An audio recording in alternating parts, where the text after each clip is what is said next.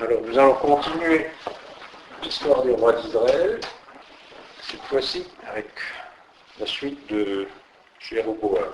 Alors maintenant vous devez être parfaitement au courant des dieux étrangers qui polluaient le royaume d'Israël.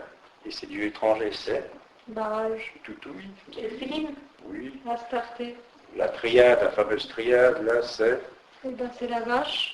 Elle, Bien. Elle, le taureau, hein. Astarté. la vache, et le loup, la lionne. Ouais. Et il y avait le fils Baal.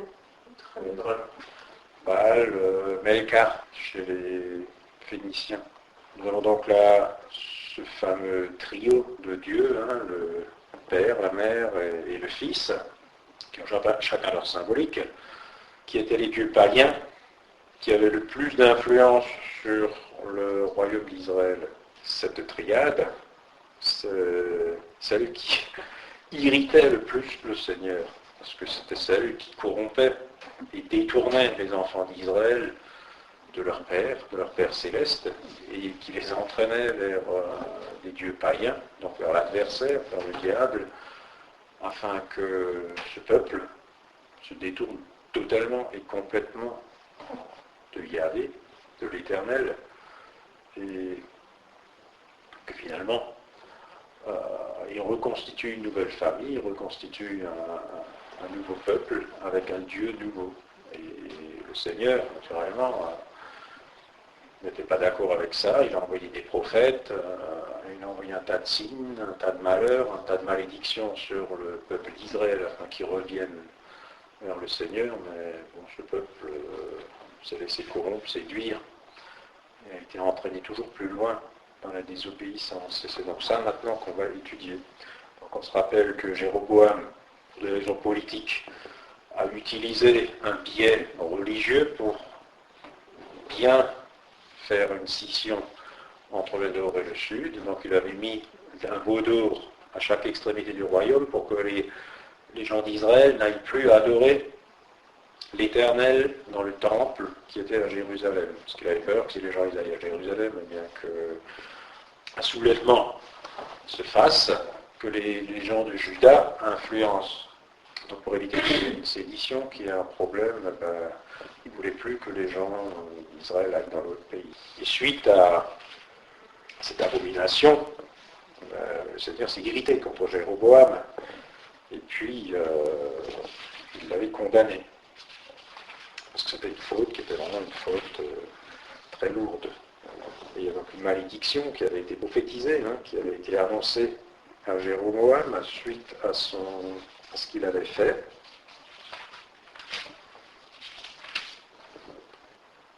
Voilà.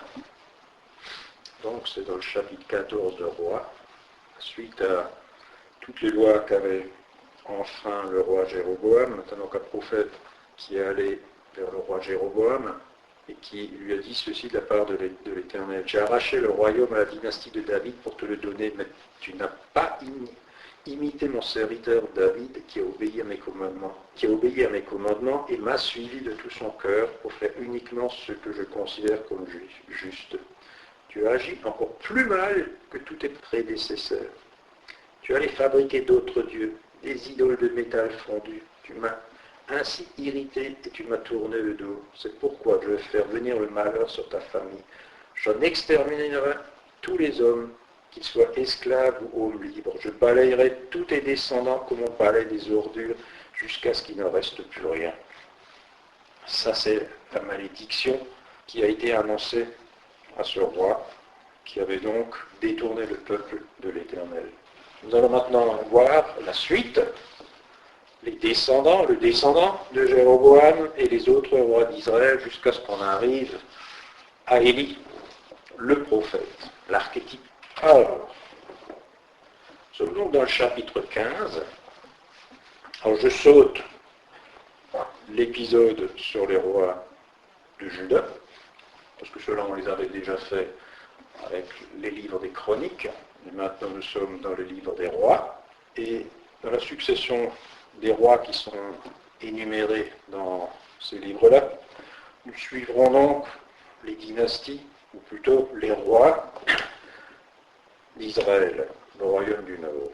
Donc, après Jéroboam, commence le règne de son fils.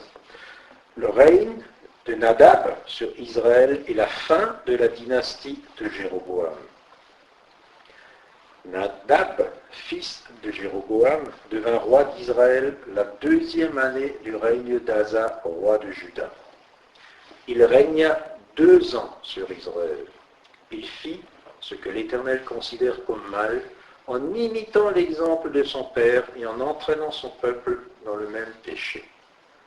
Alors, Baïcha, fils d'Aïa, de la tribu d'Issachar, conspira contre lui et l'assassina devant Gibéton, une ville des Philistins. Cette ville, Gibéton, c'était une ville qui appartenait dans le temps à Israël et qui était une ville qui était consacrée aux Lévites. Les Lévites avaient des villes particulières qui étaient disséminées à travers tout le territoire, puisque les Lévites n'avaient pas de tribu qui avait une portion dans le pays. Les Lévites, ils étaient disséminés à travers tout le pays. Et donc, on leur avait consacré des villes un peu partout.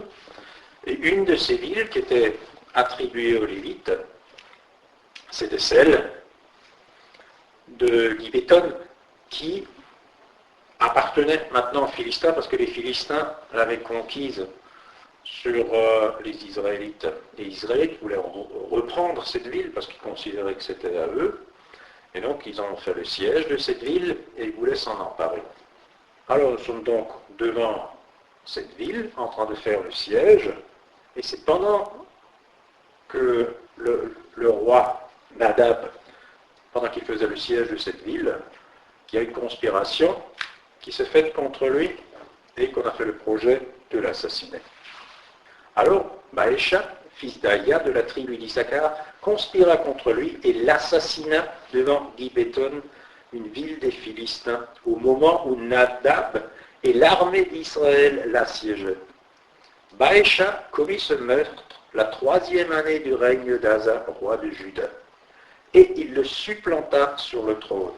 Quand il fut roi, il fit périr tous les membres de la famille de Jéroboam. Il n'y laissa subsister personne, massacrant tout le monde comme l'Éternel l'avait prédit par l'intermédiaire de son serviteur Aïa de Silo. À cause des péchés que Jéroboam avait commis et de ceux qu'il avait fait commettre au peuple d'Israël, ceux qui avaient irrité l'Éternel leur Dieu. On se rend compte que Jéroboam n'a pas eu une dynastie qui lui a succédé et que ça a été très rapide. À peine 2 ans après avoir pris possession du trône, son fils a été évincé, a été tué, et tous ceux de sa famille, de ses amis, toutes les personnes influentes, ont tous été massacrés. Et ça, conformément à la parole de l'Éternel qui avait dit que puisque tu as détourné mon peuple de ma personne, puisque tu les as écartés des lois que j'avais ordonnées, je te balayerai toi aussi, comme tu m'as balayé moi, je te balayerai comme un tas d'ordures, comme un tas d'immondices. Et c'est ce qui s'est passé pendant qu'il faisait le siège de cette ville. Les autres faits et gestes de Nadab et toutes ses réalisations sont cités dans le livre des Annales des rois d'Israël.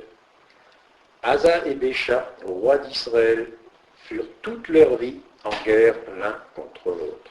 Donc là, on se rend compte que ce roi, ça a été déjà un roi qui n'aura pas régné longtemps, mais en plus qui n'aura jamais connu la paix. Il aura été en guerre contre son voisin Juda, il aura été en guerre contre les Philistins, et il n'aura jamais connu de victoire. Il aura eu des ennemis partout, aucune réalisation positive dans toute son existence, et surtout sa courte existence. Après, ça continue.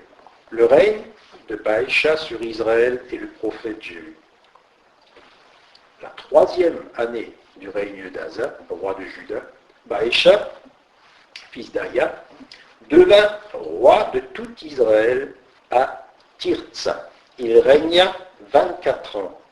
Il fit ce que l'Éternel considère comme mal en imitant l'exemple de Jéroboam et en entraînant Israël dans le même péché. L'Éternel s'adressa au prophète Jéhu, fils de Hanani, avec le message suivant pour Baïcha. Je t'ai tiré de la poussière pour t'établir chef de mon peuple Israël. Mais tu as imité l'exemple de Jéroboam, tu as entraîné mon peuple Israël dans le péché et tu m'as ainsi irrité. C'est pourquoi je vais te balayer, toi et ta famille. Je vous traiterai comme la famille de Jéroboam, fils de Nébat. Ceux de la maison de Baïcha qui mourront dans la ville seront dévorés par les chiens. Et ceux qui mourront dans la campagne seront déchiquetés par les rapaces.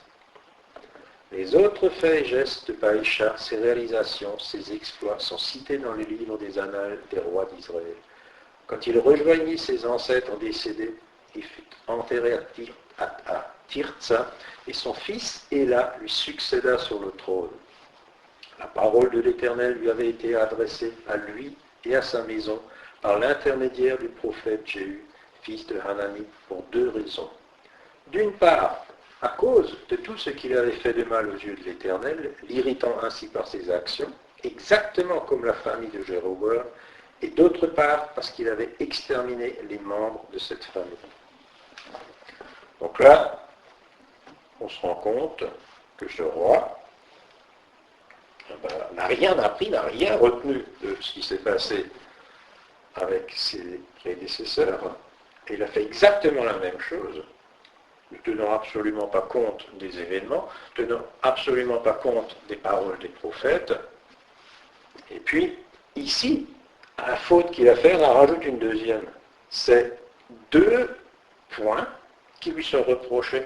C'est-à-dire, une fois, il a reproduit les erreurs de Jéroboam, c'est-à-dire il a éloigné les gens de l'Éternel. Et la deuxième, c'est qu'il a tué son roi.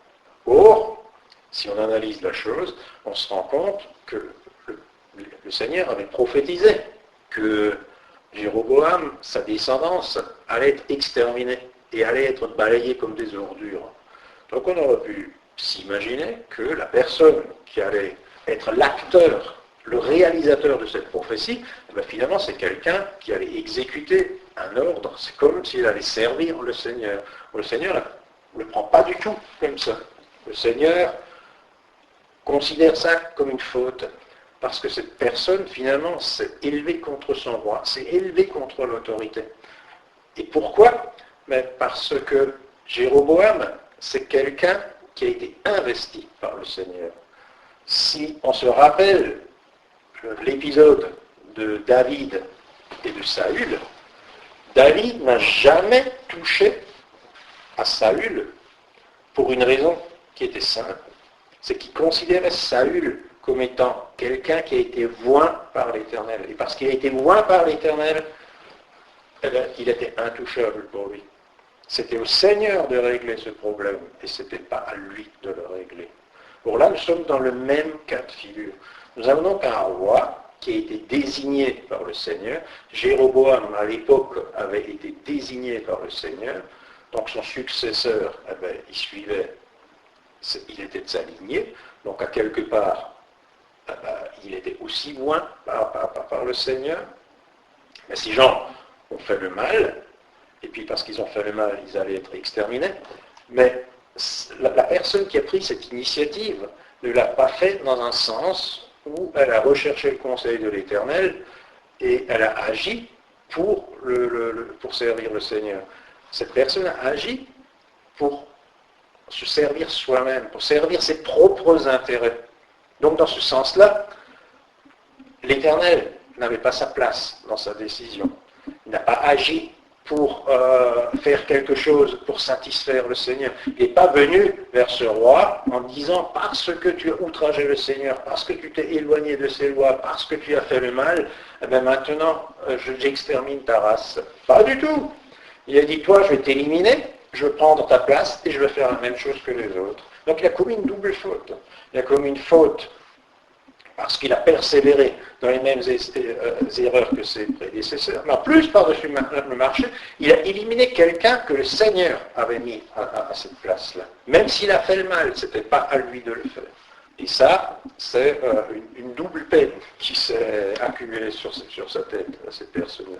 Après, donc ce roi, il a régné pendant un certain temps en Israël, mais ses actions ont si peu d'importance qu'elles ne méritent même pas d'être nommées dans la parole de Dieu. C'est la seule chose qu'on retiendra de lui, c'est qu'il a fait le mal. Il a fait le mal de la même manière que Jéroboam, donc ça veut dire qu'il a laissé à chaque extrémité du royaume les bouts d'or, et puis qu'il a continué ce culte païen, et puis a détourné le peuple du Seigneur.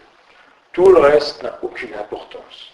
Après, on continue avec son fils. Le règne d'Éla sur Israël. Fin de la dynastie de Baïcha.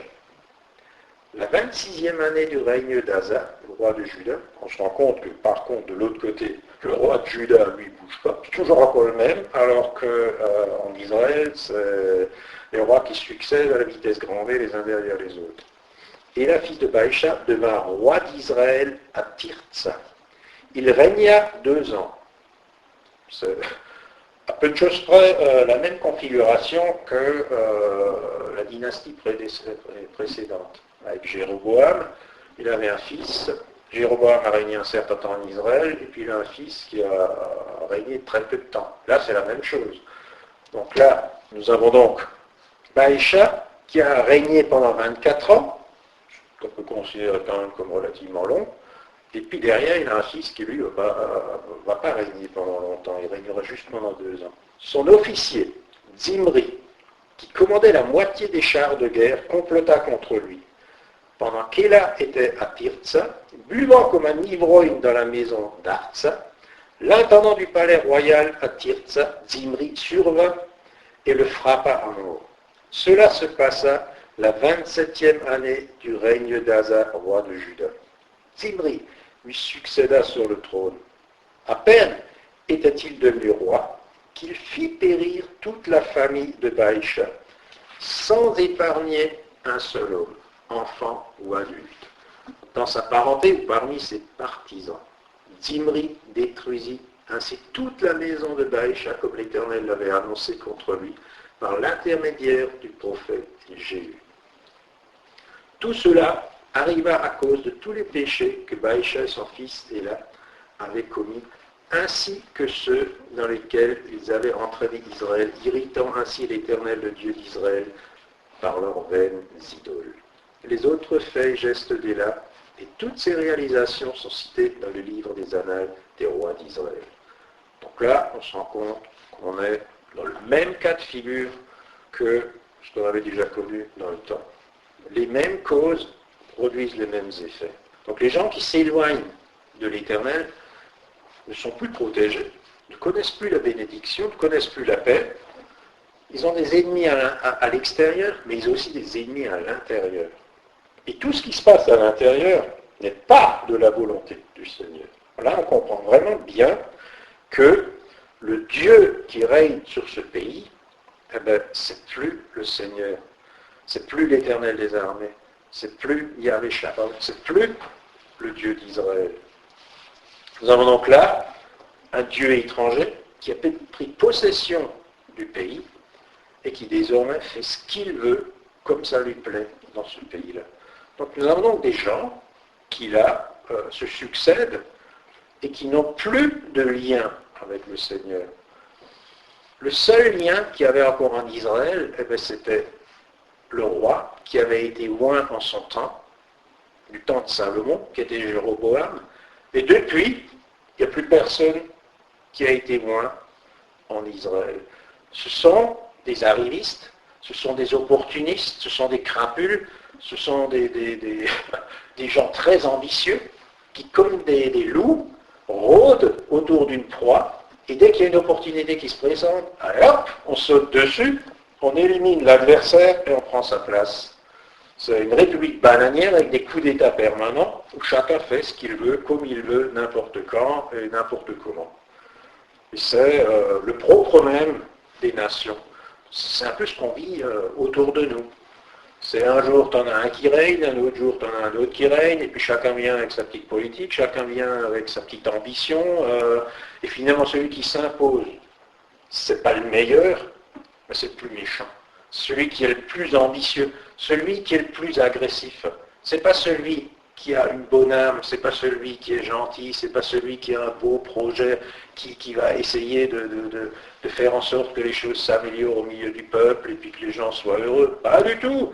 Celui qui s'impose, c'est celui qui n'a aucune morale, c'est celui qui n'a aucune pitié, c'est celui qui fait abstraction de toute conscience humaine et puis qui n'est guidé que par une seule chose, l'ambition, la soif du pouvoir. Je veux être chef, c'est moi qui veux y arriver. Et tout obstacle qui peut se mettre entre moi et mon ambition, je l'élimine. Et s'il y a un homme qui m'empêche d'accéder au trône, qui m'empêche d'accéder au pouvoir, celui-là, je le massacre. Et puis je détruis tout. Je ne détruis pas seulement cet homme-là, mais aussi tous ses amis, comme ça, où moi je suis sûr que après ça, je serai tranquille et qu'il n'y aura plus personne qui osera s'en prendre à moi. C'est bizarre, hein, c'est un petit peu ce qu'on vit actuellement. Hein. Naturellement, aujourd'hui, on ne tue plus les gens, mais on les assassine politiquement. Toi, tu t'es dressé contre moi, attends, maintenant je vais te montrer de quel bois je me chauffe. Et puis vas-y que je t'en mets, et que je t'en remets, et que je t'en remets encore. Et puis comme ça, tu terrorises en même temps tous les autres qui n'osent plus s'élever contre toi et qui ont peur. Donc, ça c'est vraiment l'esprit du prédateur qui agit uniquement pour sa propre petite personne, qui agit que pour lui.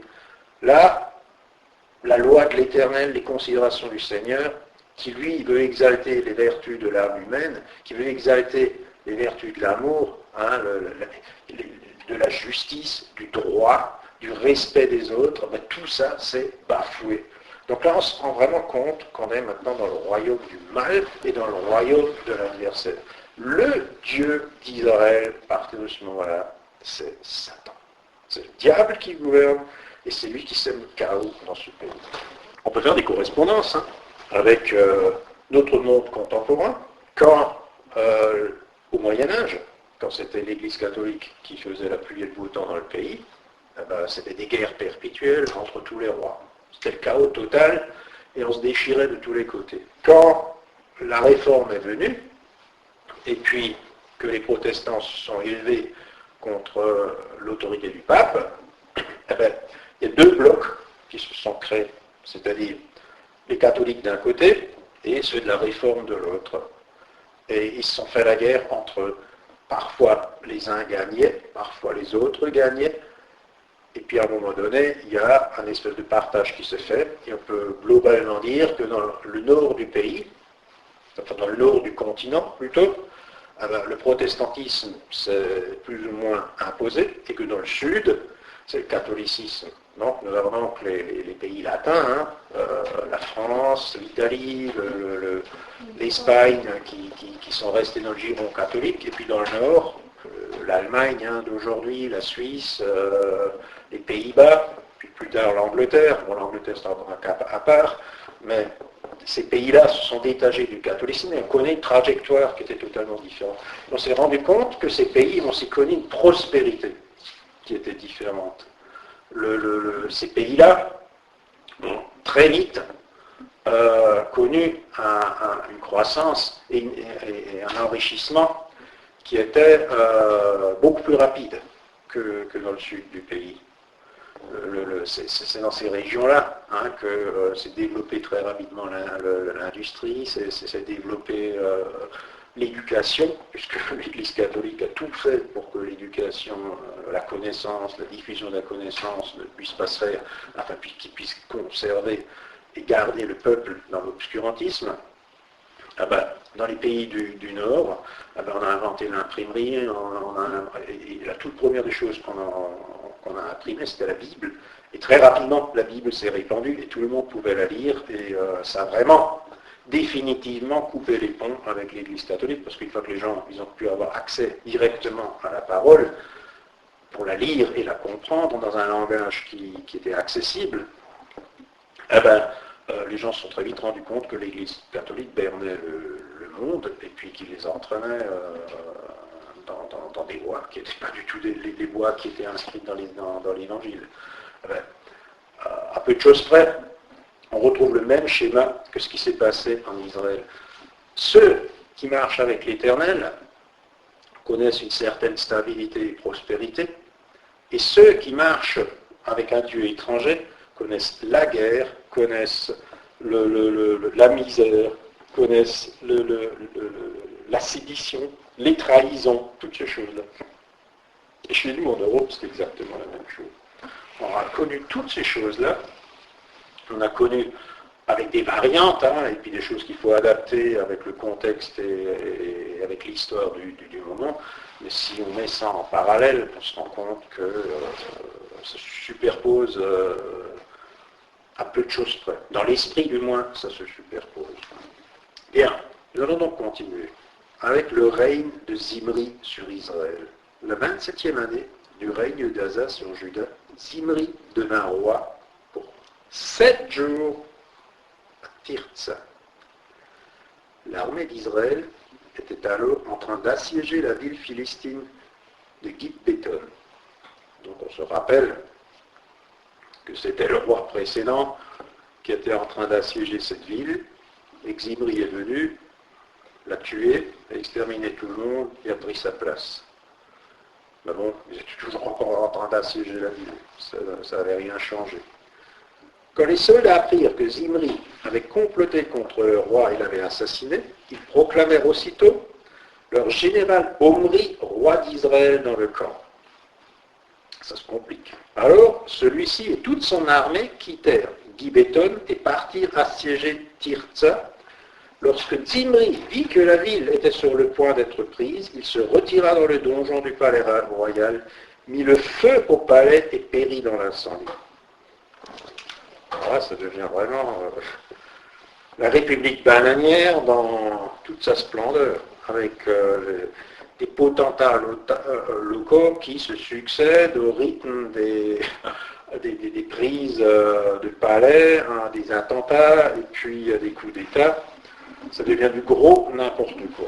C'est-à-dire là, c'est la meute de loups qui se dévorent entre eux, quoi. Alors là, c'est que le plus fort gagne. Il n'y a plus de règles, il n'y a plus d'ordre, il y a l'Éternel, on s'en fiche, les lois de l'Éternel, ça c'est des vieilles lunes, et c'est la loi de la jungle. C'est vraiment devenu des animaux, et ils se conduisent comme tels. Zimri mourut donc à cause des péchés dont il s'était rendu coupable en faisant ce que l'Éternel considère comme mal, en imitant l'exemple de Jéroboam et en entraînant le peuple d'Israël dans le même péché que lui. Les autres faits et gestes de Zimri, ainsi que les détails du complot qu'il avait organisé sont cités dans le livre des Annales des rois d'Israël. En tout cas, il n'y a certainement pas grand-chose à inscrire là-dedans. Quand on règne pendant 7 jours, il est clair, on ne va pas laisser une trace indélébile derrière sur lui. Alors, les tribus du Nord se partagèrent en 2 parties. Une moitié du peuple se rallia à Tibni, fils de Ginat, pour le faire régner. L'autre moitié se déclara pour Omri. Les partisans de ce dernier l'emportèrent sur ceux de Tibni, fils de Ginat. Tibni mourut et Omri devint roi. Donc là, on se rend compte qu'à un moment donné, pendant une courte période, le royaume d'Israël était dans un chaos total. C'était du gros n'importe quoi. C'était à la foire d'Empoigne et que le meilleur gagne. Il n'y avait plus aucune règle. C'était la loi de la jungle où chacun faisait ce qu'il voulait. Donc c'est là qu'on se rend compte aussi que les lois, que les règles que nous enseigne l'Éternel sont très importantes. Parce que si on les suit, si on les respecte, eh bien, ces règles de conduite nous conduisent dans la paix, nous conduisent dans l'ordre, nous conduisent dans la bénédiction du Seigneur. Et là, on se rend compte que si on s'éloigne de ça, c'est le chaos, la guerre, la ruine, la peine, les pleurs, les cris. Le fait d'obéir au Seigneur, eh bien, c'est aussi un gage de stabilité. On sort de la loi de la jungle, on sort du chaos, on sort pour rentrer dans quelque chose de cohérent, on sort pour rentrer dans la paix du Seigneur. Quand le Seigneur dit « je suis comme un bouclier », ce n'est pas uniquement un bouclier contre l'adversaire, c'est aussi un bouclier contre les ennemis de l'intérieur, contre tous ces gens, ces séditieux, ces ambitieux qui se lèvent et qui sont en permanence derrière vous, dans votre dos, prêts à vous sauter dessus, à vous assassiner, à prendre votre place ou à semer le chaos. L'Éternel, quand il est votre Dieu, si vous êtes un bon chef, si vous êtes respectueux de ses ordonnances et de ses lois, il vous protège aussi des ennemis de l'intérieur. Alors le pays devient stable, le pays est en paix. Et les gens bénéficient de cette paix. On se rend compte que du temps de Salomon, dans les Écritures, il est marqué que Salomon, c'était finalement un roi qui était très dur. Mais à l'époque, l'argent coulait à flot, les gens étaient heureux, on pouvait acheter ce qu'on voulait parce que de l'eau on en avait en masse. Les gens vivaient vraiment dans le luxe. Les gens vivaient à satiété, ils avaient tout ce qu'ils voulaient, ils mangeaient à leur faim. On se rend compte qu'il y a une différence énorme entre une personne qui marche dans les voies de l'Éternel et ceux qui s'en détournent. Parce qu'après ça, c'est toute une chaîne d'événements qui se met en place. L'homme qui suit les lois de l'Éternel, c'est un homme qui transforme son environnement, qui le modifie, qui le fait rentrer dans un nouvel univers, dans une nouvelle sphère. Une sphère dans laquelle le Seigneur est présent et où la bénédiction peut se répandre. À partir de ce moment-là, les anges du Seigneur se mettent en action et transforment notre monde afin qu'il soit en conformité avec la parole de Dieu et puis que ce monde soit agréable et puis que pour nous, nous puissions y vivre en paix et dans la joie avec le Seigneur. Que nous puissions le servir librement, que nous puissions le servir avec joie. Parce que si on est dans des périodes de troubles et de guerre, il est clair qu'on ne peut pas aller sereinement vers le Seigneur. Alors le Seigneur, si on marche avec lui, il crée les circonstances pour qu'on le serve dignement, qu'on le serve avec joie. Le règne d'Omri sur Israël, la 31e année du règne d'Asa, toujours roi de Juda, Omri devint roi sur Israël. Il régna 12 ans. Il régna d'abord 6 ans à Tirtsa, puis il acheta à Shemer la colline de Samarie pour 6000 pièces d'argent. Il la fortifia et construisit une ville qu'il appela Samarie, d'après le nom de Shemer, l'ancien propriétaire de la colline. Omri fit ce que l'Éternel considérait comme mal. Il agit encore plus mal que tous ses prédécesseurs. Donc là, nous avons un champion. C'est un champion qui réussit à battre Jéroboam. On avait déjà une vedette qui était devenue l'étalon sur lequel se calaient tous les successeurs pour irriter le Seigneur et pour se détourner de lui et faire ce qui est mal. Et là, on en a un qui vient et qui se dit, attends, il y a un recours à battre, je m'atteler à la tâche et réussit l'exploit de faire pire que Jéroboam. Omri fit ce que l'Éternel considérait comme mal. Il imita en tout l'exemple de Jéroboam, fils de Nébat. Il entraîna le peuple d'Israël dans le péché, en sorte qu'ils irritèrent l'Éternel leur Dieu par leurs idolâtries. Les autres faits et gestes d'Omri, ainsi que la vaillance dont il fit preuve, tout cela est cité dans le livre des Annales des rois d'Israël. Lorsqu'il rejoignit ses ancêtres décédés, il fut enseveli à Samarie, et son fils Akab lui succéda sur le trône. Voilà, donc nous avons un champion qui bat le record de Jéroboam. Nous allons voir maintenant le fruit que porte cet arbre. Et là, comme il a fait très fort, c'est au travers de son fils qu'on va pouvoir mesurer les dégâts faits par le peuple. Et les dégâts sont immenses.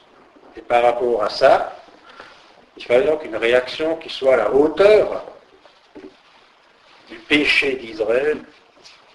Il fallait donc une contrepartie, un contre-pouvoir qui soit à la mesure des ambitions des rois d'Israël, des péchés des rois d'Israël, de l'idolâtrie des rois d'Israël. Et là, on a vraiment touché un sommet.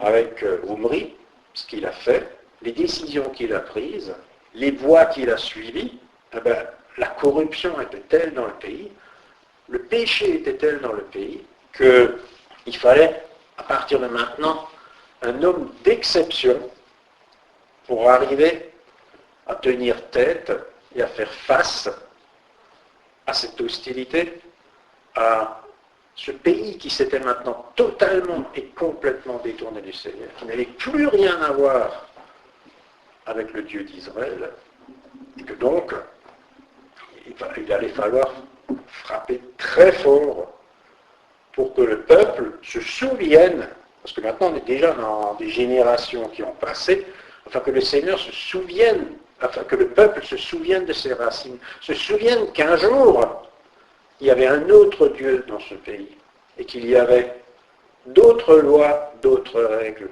et d'autres rois qui étaient beaucoup plus justes que ces gens-là, beaucoup plus purs que ces gens-là, que tous ces arrivistes, ces meurtriers, ces criminels qui actuellement dirigeaient le pays.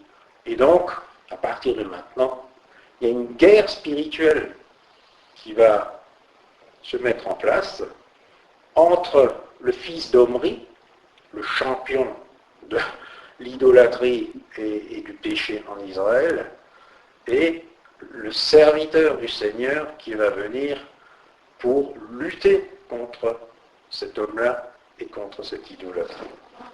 Le règne d'Akab sur Israël, la 38e année du règne d'Asa, roi de Juda, Akab, fils d'Omri, devint roi d'Israël. Il régna sur Israël à Samarie pendant 22 ans.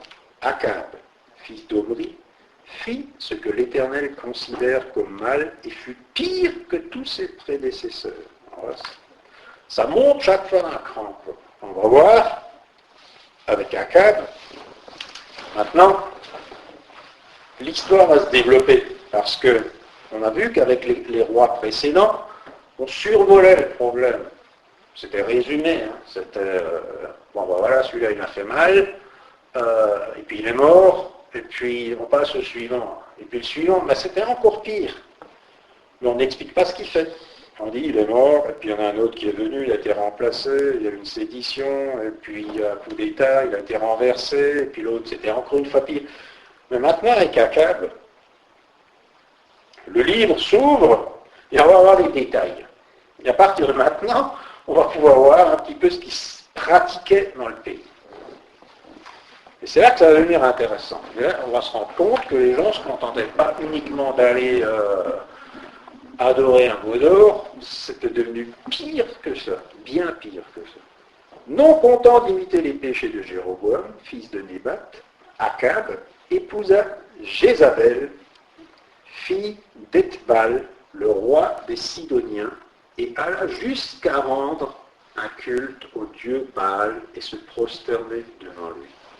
Alors là, déjà rien que dans les noms, nous avons donc une femme, Jézabel, qui est fille d'Ethbal, le roi des Sidoniens. Alors, une courte phrase, mais qui en dit long. Alors les Sidoniens, c'est le pays à côté, les Philistins.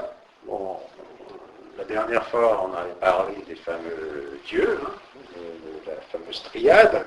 Et en fait, on se rend compte que le roi Akab avait scellé une alliance avec les Philistins, avait épousé la fille du roi d'à côté, et que cette fille, son nom, nous enseigne déjà sur ce qu'elle faisait. Une des traductions du mot Jézabel, ça peut être qui sert Baal. Donc on peut penser qu'elle était prêtresse de Baal, que c'était une femme qui était dédiée à ce dieu et qui le servait quand elle était chez les Philistins. Donc le roi Akab, en mariant cette femme, n'a pas simplement scellé une alliance politique, mais aussi scellé une alliance religieuse. Il a donc fait venir une prêtresse d'un dieu étranger dans le pays. Et ce faisant, cette femme n'est pas venue uniquement avec ses colliers, ses perles et puis ses habits, elle est venue avec tout son culte et tout son clergé. Elle a ramené toute la semaine avec. Tout ça, c'est venu dans le pays d'Israël. Et elle a donc continué de servir son Dieu. Et non seulement elle a continué de le servir, mais elle a encore entraîné son époux avec lui. Ce faisant, c'est tout le pays qui devait servir Baal. Parce que si le roi servait un dieu étranger, eh ben, tous les sujets étaient obligés de faire avec. Et donc cette alliance avec les Sidoniens, avec la ville de Sidon, eh bien, en fait, c'était une rupture totale, complète et définitive avec le passé d'Israël. À partir de maintenant, eh bien, Israël a totalement et complètement basculé dans l'idolâtrie et a changé de Dieu. Le roi d'Israël adore un autre Dieu, sa femme est une prêtresse d'un Dieu étranger, les alliances sont faites avec un pays étranger. Israël a définitivement et complètement basculé. N'a plus rien à voir avec son passé et avec le Seigneur et avec les lois de l'Éternel. Et Baal, c'est un nom, le nom de son père, du roi de Sidon, ça veut dire qui sert Baal, qui est comme Baal, donc qui s'identifie à lui. Bon, il faut savoir que le mot Baal, c'est un nom qui est générique, qui veut dire maître, qui veut dire roi, qui veut dire celui qui dirige, celui qui commande. Donc, le mot Baal, ça peut être un mot générique lorsqu'il s'adresse à un dieu. Par exemple, El Baal, le dieu le plus important, le dieu premier du pays des Philistins. Donc on peut dire que le dieu El, c'est le maître suprême qui dirige. La même chose, on peut le dire d'un roi, d'un maître de maison ou simplement d'un mari. Et donc là, on se rend compte que le roi de Sidon se présentait comme étant le maître de ce pays, maître qui s'identifiait et qui se présentait comme étant un dieu. Le dieu de ce pays qui règne par la volonté de Baal, qui est comme Baal. Et sa fille sert ce dieu. Sa fille est au service de ce dieu. Donc c'est vraiment une famille qui fait un avec le dieu des Sidoniens, qui le représente par leur propre personne. Et Baal avait encore cette caractéristique, c'est qu'il avait tué son frère pour prendre sa place. C'est donc aussi un meurtrier, et c'était dans sa famille un séditieux, parce que pour accéder au trône, il avait éliminé celui qui le gênait et celui qui normalement aurait dû être roi dans ce pays-là. Et c'est de cette famille que Akab est allé chercher une femme pour l'épouser, faire une alliance, et puis, après ça, vivre avec ces gens-là. Donc, Israël, en ce temps-là, vivait avec des idolâtres, vivait avec des meurtriers, vivait avec des dieux étrangers, avait instauré des cultes étrangers dans le pays. Donc, on peut se rendre compte que uniquement dans la première phrase, maintenant qui engage un petit peu l'histoire du roi Akab, on est déjà rentré très profondément dans le péché, on est rentré très profondément dans les voies qui mènent à la perdition.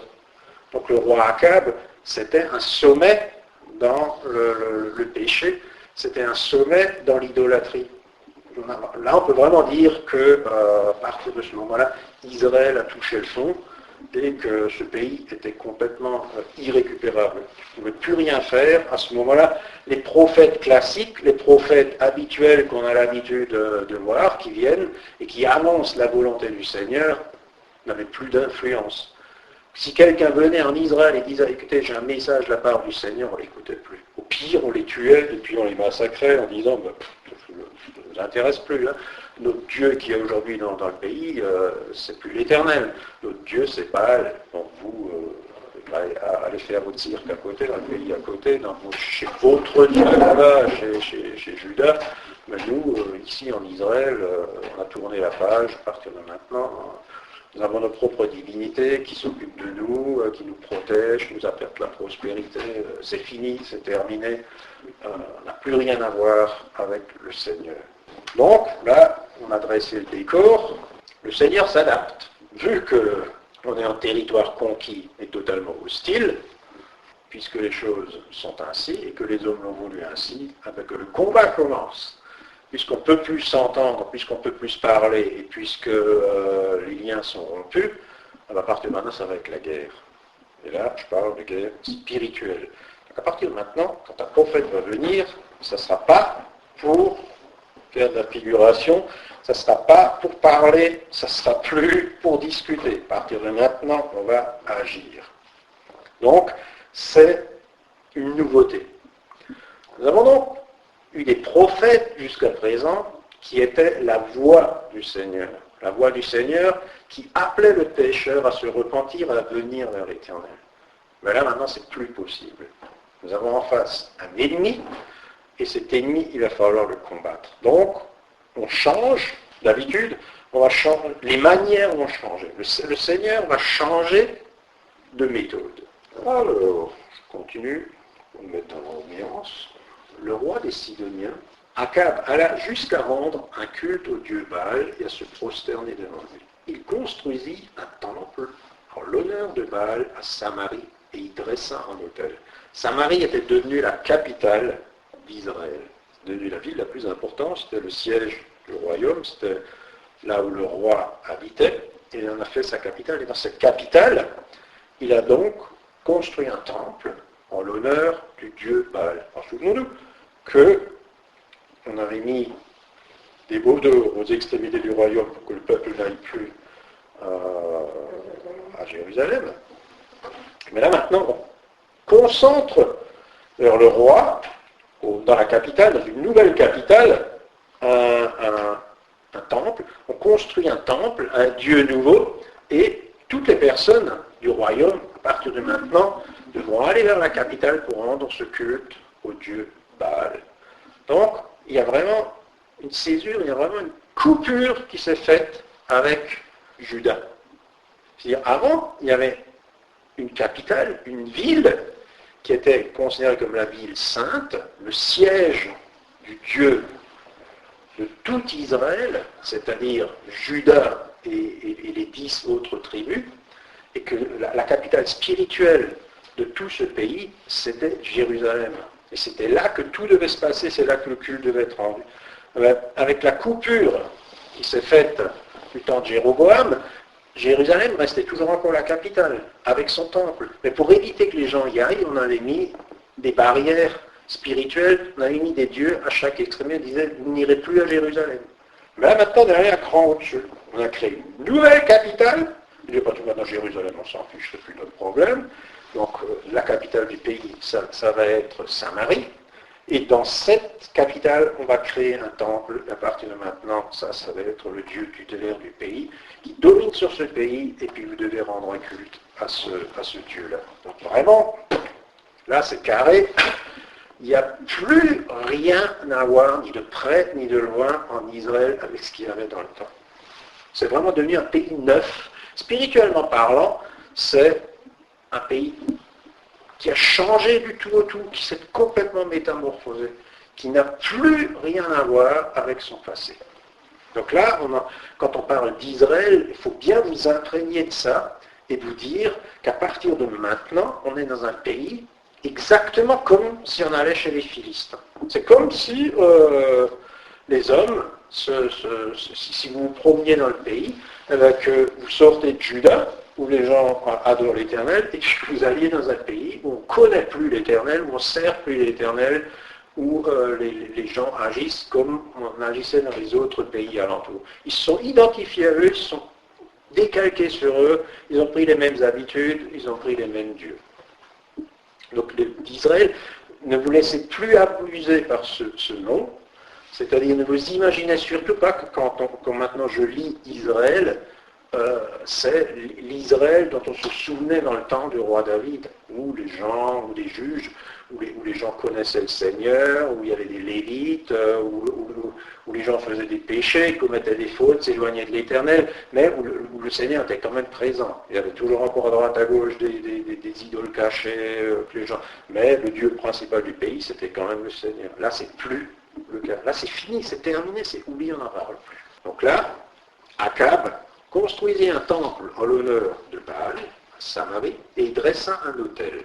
Donc, quand on construit un temple et qu'on dresse un autel, c'est qu'on fait des sacrifices. C'est pas comme un simple poteau, un arbre, une stèle ou un truc comme ça, où on va mettre 3 fleurs en dessous. Pas du tout. Quand on construit un temple, il y a tout un ensemble qui se crée. C'est-à-dire, là où il y a un temple, là où il y a un autel, il y a un clergé, il y a un rituel, il y a des règles, il y a des fêtes, c'est tout un ensemble, c'est un package complet. Il se passe la même chose qui se passait dans le temple à Jérusalem.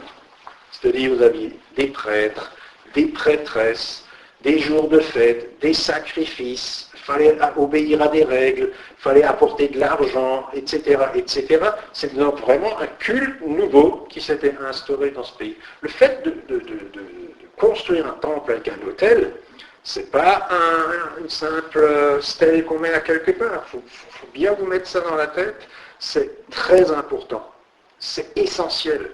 Construire un temple avec un autel, c'est changer de direction. C'est tourner le dos au Seigneur pour aller vers un Dieu nouveau.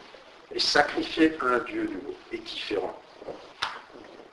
Donc, on se rend compte que chaque mot, ici, là, quand on avance, a son importance. Et qu'il faut se replonger dans le contexte de l'époque et remettre les choses à leur place. Ce sont donc là vraiment dans des choses très importantes, spirituellement parlant. Ce n'est pas des détails. Donc il construisit un temple en l'honneur de Baal à Samarie, il dressa un autel, et il érigea aussi, pour décorer tout ça, un poteau sacré à la déesse Ashéra. Pourquoi? Poteau, c'est représente la femme. Voilà. Donc nous avons Baal, Baal, qui est le dieu principal chez les Philistins, et sa parèdre, c'est-à-dire sa contrepartie féminine, c'était Ashéra, Astarté, la déesse, sa femme, son épouse. Donc, non, c'est son épouse. Oui, attention. Baal, je le répète, est un nom générique. C'est-à-dire, Baal, ça veut dire le maître, celui qui commande. Elle, c'est le nom, Baal, qu'on lui rajoute derrière pour dire c'est un Dieu puissant, c'est un Dieu qui commande. Son fils aussi, Melkart, avait aussi le Baal rajouté. Donc, dans la Bible, quand on dit Baal, ce sont les Baals, ce sont les maîtres, c'est-à-dire les dieux les plus importants. Il y avait tout un panthéon. C'est-à-dire il y avait la triade principale, et puis derrière, il y en avait une myriade d'autres, des plus petits dont on ne parle même pas. Mais c'était ces 3 qui étaient les plus importants. Il y avait El Baal, tu avais Ashérat, et tu avais Melkart, Baal, qui était son fils, et puis derrière, toute une flopée de plus petits dieux. Mais dans les Israélites, quand ils parlaient de ce qui se passait à côté, parce qu'il ne faut quand même pas oublier que les gens qui ont écrit ces livres, c'était pas, quand je ne dis pas les Israélites, les Juifs, quand ils ont écrit ce livre, c'était ceux de Juda qui ont écrit, ce n'était pas ceux de l'autre côté. Donc eux, ils voyaient ça un peu loin, et eux, ils ont dit que c'est les Baals, c'est les dieux étrangers, c'est les dieux qui dominaient dans ce pays-là. Et donc nous avions le poteau d'Ashéra. Donc on se rappelle que à l'origine, c'était un arbre qui était adoré comme l'arbre de vie. Et que cet arbre, il a desséché, c'est devenu un tronc. Et alors on a reproduit ce tronc à droite et à gauche en disant, ben voilà, ça représente la déesse. Et donc, une des représentations qu'on faisait de la triade phénicienne, c'était 2 bétiles avec un poteau. Ou alors un bétile, je vous rappelle, c'est une pierre dressée. La pierre dressée représentait le dieu masculin, et le poteau en bois représentait la déesse. Et donc on avait beaucoup de variantes comme ça. Un poteau, un bétile, 2 bétiles, un poteau, enfin on pouvait faire tout ça. Mais les gens savaient instantanément, en regardant ça, à quoi ça correspondait. Il y a ici on adore Asherah, ou ici on adore Baal et Asherah, ou toutes les variantes étaient possibles. Mais là, en l'occurrence, à Samarie, le dieu principal, le dieu tutélaire, celui qui commandait sur la capitale, c'était Baal. Donc le dieu masculin, El, le dieu des Sidoniens, le dieu des Philistins. Et on y avait rajouté à côté le poteau. On n'avait donc pas construit un temple dédié à Asherah, mais sa présence était symboliquement représentée par le poteau sacré. On avait mis dans ou à côté du temple. Par tous ces actes, Akab irrita l'Éternel, le Dieu d'Israël, plus que tous les rois d'Israël qu'il avait précédemment. On comprend bien que là, il avait fait la totale. Il pouvait difficilement faire pire que ça. C'est sous son règne qu'un certain Hiel de Béthel rebâtit Jéricho. La pose des fondations coûta la vie à son fils aîné Abiram. Et lorsqu'on apposa les portes, son cadet Ségoub mourut. Cela arriva conformément à la parole que l'Éternel avait prononcée par l'intermédiaire de Josué, fils de Nun. Voilà, ça c'est aussi intéressant. Quand Moïse a conduit son peuple à travers le désert et qui s'est présenté devant Canaan, devant le pays promis, il a donc remis le commandement à Josué et il lui a dit, ben voilà, moi je ne rentrerai pas dans le pays, mais c'est toi qui vas rentrer dans le pays, c'est toi qui vas conquérir le pays. Et la première des conquêtes, la première des villes qu'ils ont prises, c'était la ville de Jéricho. La ville de Jéricho, le Seigneur était intervenu directement parce que ce n'est pas l'armée d'Israël qui a conquis la ville, mais c'est le Seigneur lui-même qui l'a conquis, dans le sens où, au son des trompettes, les murailles se sont effondrées. Il n'y avait donc plus de défense de la ville, et puis les soldats, ils avaient juste besoin de rentrer dans la ville pour la piller, et vouer par interdit toutes les personnes qui habitaient dans ce pays-là, dans cette ville-là. Et l'ordre de l'Éternel, c'était vous rasez tout. Et donc la ville a été entièrement détruite, rasée.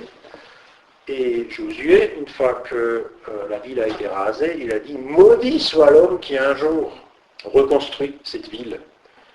Que son fils aîné qui bâtit les fondations meure et que son second fils, lorsqu'il posera les portes, meurt aussi. Et ça, c'était Josué, des siècles avant, qui avait proféré cette malédiction. Et donc là, du temps d'Akab, il y a donc un homme qui a eu l'idée géniale de se dire, on pourra rebâtir la ville de Jéricho. Et au moment où ils ont commencé à construire la ville, la malédiction qui a été proférée des siècles avant par Josué s'est accomplie. C'est-à-dire, l'homme qui a fait cette ville-là a vu ses enfants mourir. Donc là, il faut aussi être attentif, pas prendre à la légère les paroles d'un homme de Dieu lorsqu'il est inspiré par le Seigneur. Parce que ça peut être lourd de conséquences. Et c'est donc dans ce contexte, dans ce pays, totalement hostile au Seigneur, qu'il y a un bonhomme qui arrive, couleur de poil de chèvre. Personne n'a jamais entendu parler de cette personne, je ne sais même pas d'où il vient, qui il est.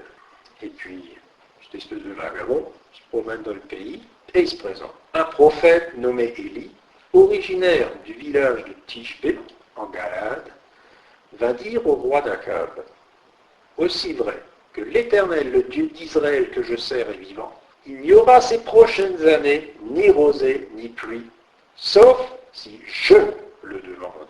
Après cela, l'Éternel dit à Élie, quitte ce lieu, va vers l'est et cache-toi dans le ravin du torrent de Kérit, à l'est du Jourdain.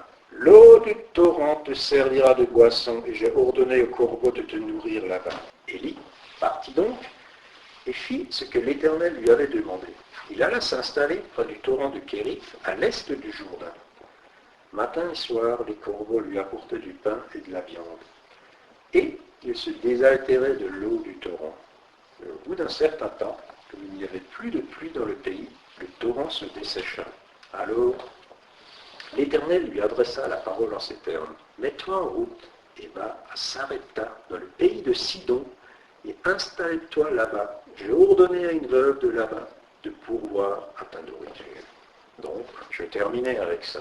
Voilà un type qui arrive, quelqu'un d'insignifiant, dont on n'avait encore jamais entendu parler, d'inconnu, qui arrive de l'extérieur du royaume, d'une ville que personne ne savait même qu'elle existait, ça devait être un petit hameau perdu quelque part dans les collines. Donc ce type, il arrive, un illustre inconnu, il se présente devant le roi, et il ne fait pas dans le détail.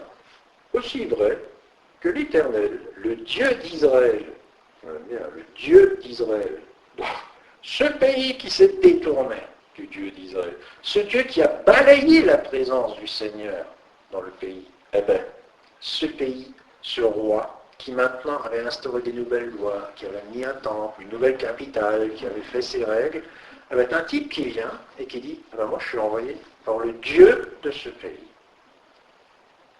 Donc, l'Éternel considérait toujours encore Israël comme étant son pays. Et que ce qui s'y passait, c'était de l'usurpation. C'était du vol. On avait volé son héritage, on avait volé, c'était. Et donc, Élie vient et dit, je suis envoyé par le Dieu d'Israël. Ce Dieu que moi je sers. Ce Dieu qui est vivant. Eh bien, ce Dieu d'Israël, ce Dieu de ce pays que je sers, qui est vivant, eh bien, il m'a dit une chose. Et ce qu'il a dit, c'est qu'il n'y aura plus de pluie pour les prochaines années. Il n'y aura même plus de rosée. On va se dire. Sauf si je le demande. Donc là, nous avons donc un homme qui est considéré comme un vagabond et qui prétend pouvoir faire ce qu'il veut dans le pays. Et cet homme ne dit pas « l'Éternel va arrêter les nuages » ou « l'Éternel va faire en sorte qu'il ne pleuve plus ». Non, non, non. Il dit « il ne pleuvra plus, sauf si moi je le demande ». Ça dépendra de ma décision. Donc c'est moi, l'homme insignifiant, qui vient au nom de l'Éternel, qui te dit à toi, le grand roi, qu'il ne pleuvra plus sur le pays. Et il ne dit pas pourquoi. Il lui dit simplement que c'est fini, c'est terminé, il ne pleuvra plus. Alors Akab, a priori, il l'a écouté, et il a dit, il est complètement cinglé. Il est fou, cet homme est insensé. On a regardé déjà comment il est habillé. Élie était un homme qui était comme Jean-Baptiste. C'était lui qui n'avait rien d'ostentatoire sur lui. Il n'avait pas d'habit travaillé, il avait simplement une peau de chèvre. Alors, vous imaginez un peu le personnage. Quand on dit peau de chèvre, c'est tu tues une chèvre, tu racles les saletés qu'il y a dessus, tu tannes la peau, tu découpes un peu grossièrement le truc et tu mets ça. T'imagines un peu, ça devait ressembler à une espèce de sauvage qui sortait de sa cambrousse. Et c'est ce type-là qui vient se présenter devant le grand roi d'Israël. Et qui vient, et puis qui lui dit, il ne pleuvra plus. Moi, le Seigneur m'a envoyé, et moi je te dis qu'il ne pleuvrait plus. Et il pleuvra uniquement si moi je le dis. Le roi d'Israël dit, celui-là il a un gros problème. Et puis il n'a même pas tenu compte de son avis. Puis il a dit, écoute, j'ai autre chose à faire que d'écouter un malade, casse-toi, dégage, le tutoir. On a des choses plus importantes à faire que d'écouter les vagabonds divaguer, oust. Le Seigneur lui a dit, c'est bien, tu as délivré ton message, maintenant tu pars. Tu t'éloignes, tu vas au torrent de Kéri, et puis tu vas être nourri par des corbeaux, soit disant en passant que le corbeau était considéré comme un animal impur. Donc là, on est vraiment dans une situation où le Seigneur prend un biais, où toutes les règles vont être bouleversées. Alors déjà, on est dans un pays qui s'est détourné du Seigneur, et le prophète de l'Éternel, le serviteur de l'Éternel, va maintenant être conduit dans des sentiers qui sont totalement inhabituels. Pourquoi ? Parce qu'il est dans un pays totalement hostile où les gens ne respectent plus aucune règle, où plus rien n'est fait selon les lois du Seigneur. Et donc là, il y a une adaptation qui se fait. Il dit, puisqu'on est dans un pays impur, tu vivras sur le dos de toutes ces impuretés. C'est-à-dire tu resteras dans le pays et tu devras subir les conséquences de toutes ces impuretés. Mais moi, je pourvoirai à tes besoins, je subviendrai à tes besoins, même si c'est des choses impures, eh bien, accepte-les comme étant un don que moi je te fais. Ce sont des corbeaux qui sont déclarés impurs dans ma loi, mais moi, je dis qu'ils te nourriraient. Et puisque c'est moi qui ai dit qu'ils te nourriraient, eh bien, la nourriture de ces animaux impurs est sanctifiée. Cette nourriture, à partir de maintenant, je la considère comme pure parce que c'est sur mon ordre qu'ils agissent. Et après ça, une fois que le torrent était tari, eh ben, et qu'il n'y avait plus d'eau, l'Éternel lui dit, bon maintenant tu vas à Sarepta. Va à Sidon, au cœur du mal, dans le pays des Philistins, là d'où est venu le problème. L'origine, la source de la corruption du pays d'Israël. Ce pays qui a influencé, ce pays qui a séduit et qui a corrompu les enfants d'Israël. Maintenant, tu vas là-bas, au cœur du royaume, tu t'installes et tu attends. Et c'est là qu'on va s'arrêter. Vous avez maintenant un petit aperçu, on a maintenant bien vu les deux évolutions, celle qui s'est faite en Juda, avec des rois qui se sont succédés, qui ont suivi plus ou moins le Seigneur, et puis le Seigneur est intervenu, et puis ça s'est relativement bien passé dans le royaume du Sud. Et on a donc vu la dégradation continuelle qui graduellement prenait de l'ampleur jusqu'à arriver à Akab, où on est rentré dans une situation qui est une situation où on a fait un demi-tour à 180 degrés, et qu'à partir de maintenant, on s'éloigne du Seigneur, on ne se rapproche plus de lui, on ne marche plus avec lui. Et c'est un contexte tout à fait nouveau, avec des personnages tout à fait nouveaux et des pratiques tout à fait nouvelles qui vont se mettre en place. Là, on ne discute plus, on agit. C'est-à-dire, on arrive, on dit, on ne dit pas tu as péché, si tu te repens, non, on arrive, on dit il ne pleut plus. Et on part.